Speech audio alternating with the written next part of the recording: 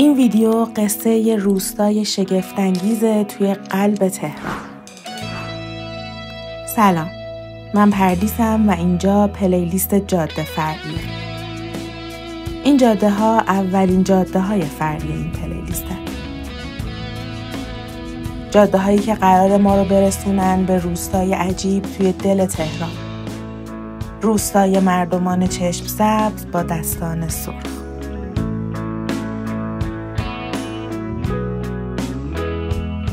اما چرا جاده فرعی؟ من همیشه انتخابم جاده های فرعی بودن. همیشه اتوبان رو ول می کردم و می زدم به باریکه خاکی کنارش که معلوم نیست آخرش به کجا می رسه. همیشه از مسیرهایی که از قبل برامون تعیین شده بودن و همه داشتن توش پیش می رفتن بدم می اومده. همیشه دوست داشتم راه خودم رو برم. دلم میخواست بزنم جاده خاکی. پدرم همیشه میگفت اینقدر از این شاخه به اون شاخه نپر. یه مسیر مستقیم و بگیر و برو جلو. آرزوهای خودش رو در من میدید، غافل از اینکه من خودش بودم. دوست داشتم تمام مسیرهای فرعی جهان رو کشف کنم. هیجان قدم گذاشتن توی مسیری که نمیدونی انتهاش چی به انتظارت نشسته واقعا اعتیادآوره. و همین شد که من از وقتی خودم رو شناختم نه تنها توی سفر که توی تمام مسیرهای زندگیم جاده‌های فرعی رو انتخاب کردم.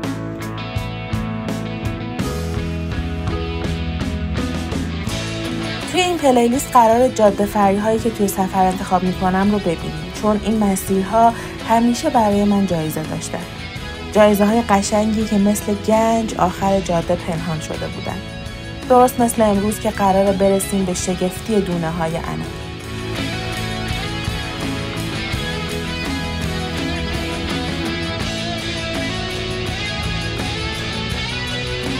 اولین بار که اینجا رو کشف کردیم هم با بابا و مامان تصمیم گرفتیم بپیچیم توی یه جاده فرعی که فقط ما مهمونش بودیم. جاده‌ای که از بیرون کاملا عادی به نظر می‌رسید. و این آغاز ماجرا بود. انگار تمام طبیعت ایران توی این جاده جمع شده بود. از کوههای مریخی چابهار تا ستونهای جاده تبریز. از باغ‌های شمال تا سرب‌های یزد.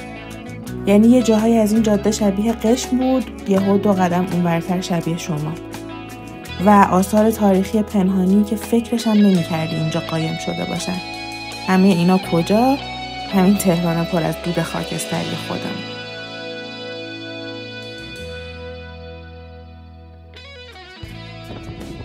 مثلا ایستگاه راه آهن سیمین‌دشت که یکی از قدیمی‌ترین ایستگاه‌های قطار کشوره و توی مسیر قطار تهران شماله، توی نزدیکی همین روستای سیمین‌دشته که توی مسیرمون به مقصدی که داریم میریم ازش میگذریم.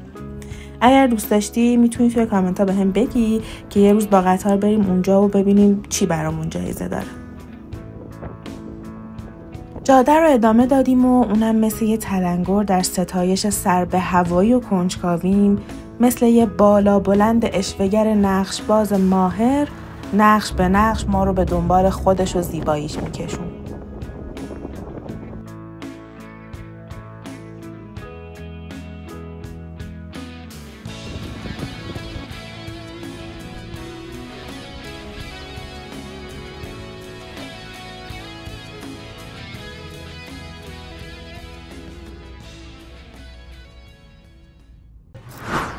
تا رسیدیم به شگفتی اصلی که انتهای این جاده اسرارآمیز پیچ در پیچ بود.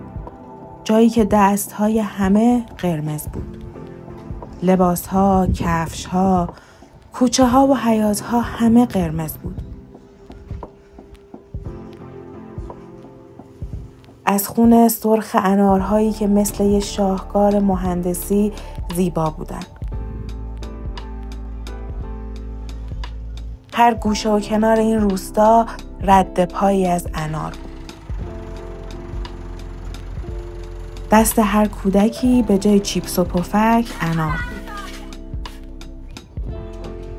بزرگترها به جای سیگار انار بعد از انار میشکافتن.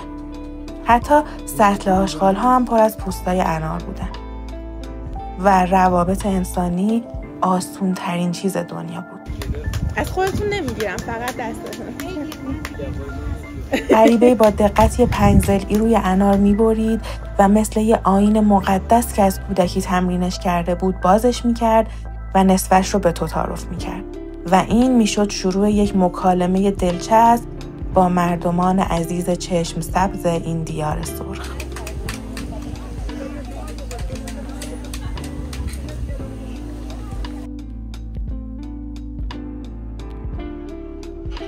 اینجا روستای محمودآباد محله کریمی هاست.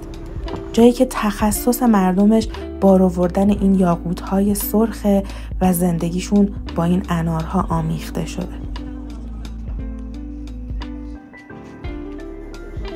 یه خیابون اصلی داره که مردمش تقریباً تمام پاییز رو توی اون مشغول به فروش انار و محصولات دیگه اون هستن. کافیه چند ساعتی رو توی این خیابون که درست کنار ریل زیبای قطار کشیده شده بگذرونین تا وقت و بی وقت بهتون انار تعارف بشه. یکی انار میشکافه و به شکرانه دونه‌های سرخش نصفش رو میده به تو. یه نفر دیگه با یه پارچ و چند تا لیوان داره به همه آب انار قرمز و شیرینش رو هدیه میکنه. پیرزنی صدات میکنه و میگه بیا جلو، آب انارها رو هم بزن و آرزو کن. خانم دیگه ای میگه برو توی کوچه کناری با انار رو عکس بگیر، اونجا خیلی خوشگل تره. یکی از بچه‌ها در گوشت از قصه عجیبی که تازگی توی روستا اتفاق افتاده میگه و اون یکی دعوتت میکنه سر دیگه رب انار تا بری و ازش بچشی. انگار مهمون روستای پدریت هستی و این مردم چشم سبز همه خانوادتن.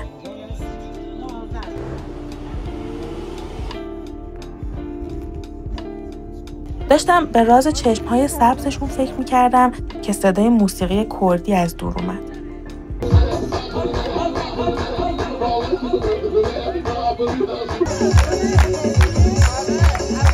یهو همه کار و کاسبیشون رو ول کردن و دور هم حلقه زدن و شروع کردن به رقصیدن.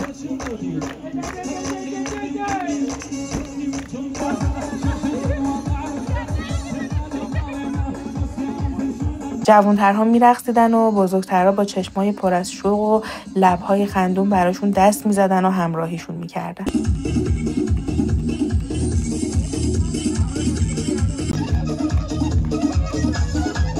من هم که شیفته کردستان و مردم اون خطه هستم به حلقه رنگارنگشون اضافه شدم و سعی کردم پا به پاشون برقصم. همونجا دلیل چشم‌های سبزشون رو فهمیدم.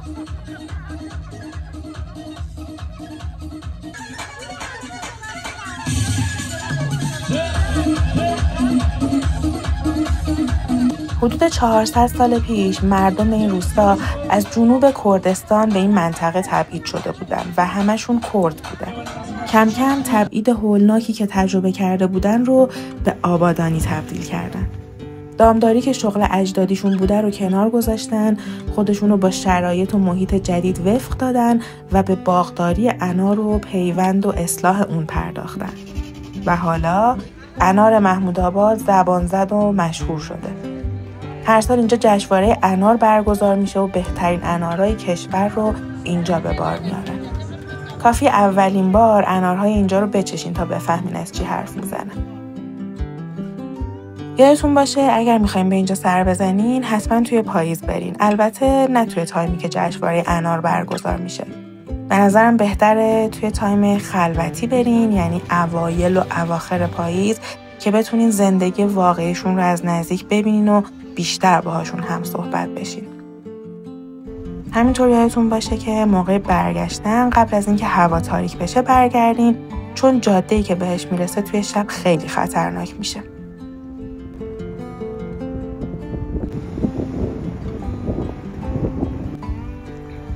اگر بتونین یه جوری هماهنگ کنین که وقتی اونجا هستین قطار هم از روستا رد بشه که دیگه خیلی بی‌نظیر میشه.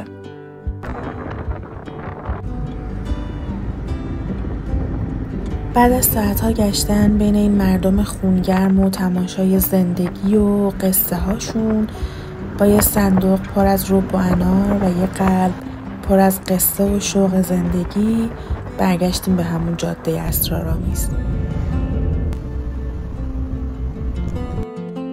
که هر بیراهه داستانی است و این داستان سرخ و سبز این بیراهه بود. تا داستان بعدی، خداحافظ.